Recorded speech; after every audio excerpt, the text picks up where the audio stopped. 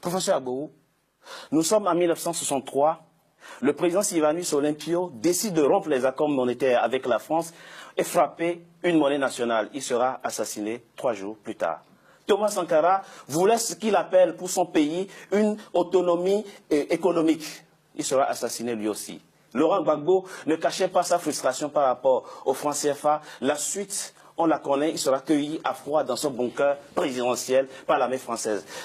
C'est quoi? Qu'est-ce qui se passe derrière? Qui se dresse contre le franc CFA trouvera malheur en chemin? Bien, c'est ça la souveraineté. Ça veut dire, fondamentalement, la France n'a jamais donné l'indépendance, n'a jamais donné une véritable souveraineté aux pays africains. C'est ça. Parce que l'indépendance politique ne peut être affermie que par l'indépendance économique.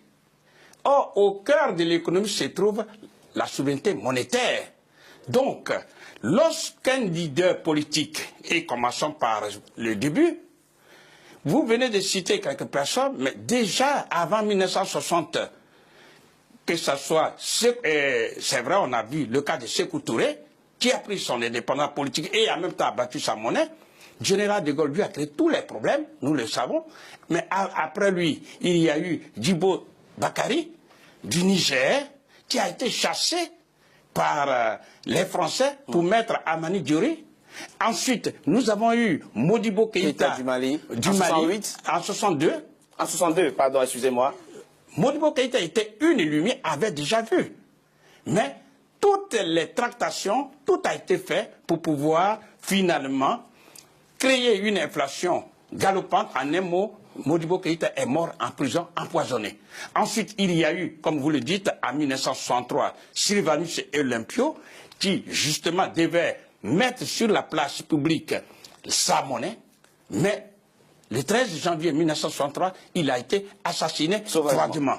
Ensuite, il y a eu ce qu'on pourrait appeler François Nguetta Tombalbaye du Tchad, qui a été aussi bombardé par les Français le 13 avril 1975.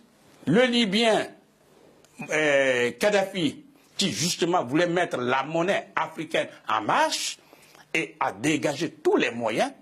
Et le 20 octobre 2011, il a été tué par la France et les autres pays alliés à la France. Et enfin, le président Laurent Gbagbo. Et j'aimerais, c'est là surtout il faut tirer les leçons. Lorsque la France a compris que le président Gbagbo n'avait plus d'autre choix que de battre sa monnaie, eh bien, la France a donné l'ordre et toutes les banques en Côte d'Ivoire ont été fermées immédiatement sans sommation. Et les réserves de votre pays, la Côte d'Ivoire, ont été bloquées. Non seulement ça, mais ce que je voudrais qu'on comprenne, parce que beaucoup n'ont pas encore compris, hélas. Lorsqu'on ferme une banque, toutes les banques, le chef d'entreprise ne peut pas aller retirer de l'argent.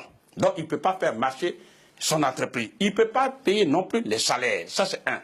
Lorsqu'on ferme toutes les banques, le ménage ne peut pas aller retirer de l'argent, donc on ne peut pas nourrir la famille, on ne peut même pas se soigner. Du coup, on organise ce qu'on appelle un blocus, un chaos économique pour obliger la population à se retourner contre le président Laurent Gbagbo dans ce cas d'espèce. Ça veut dire c'est une arme puissante que détient la France pour pouvoir maintenir en esclavage moderne déguisé tous ces 15 pays d'Afrique qui utilisent sa propre monnaie. Il faut que les Africains sachent ça. Le franc des colonies françaises d'Afrique, en abrégé le franc CFA, est une propriété à part entière de la France et le franc CFA se fabrique non pas sur le territoire africain, mais en France, précisément à Chamalières. À partir de là, elle met au pas les dirigeants africains. C'est ça que les Africains doivent comprendre. Ça veut dire qu'il n'y a pas d'autre solution. Si ces pays veulent se développer, il n'y a pas d'autre solution que de rompre de façon unilatérale avec le franc des colonies françaises d'Afrique.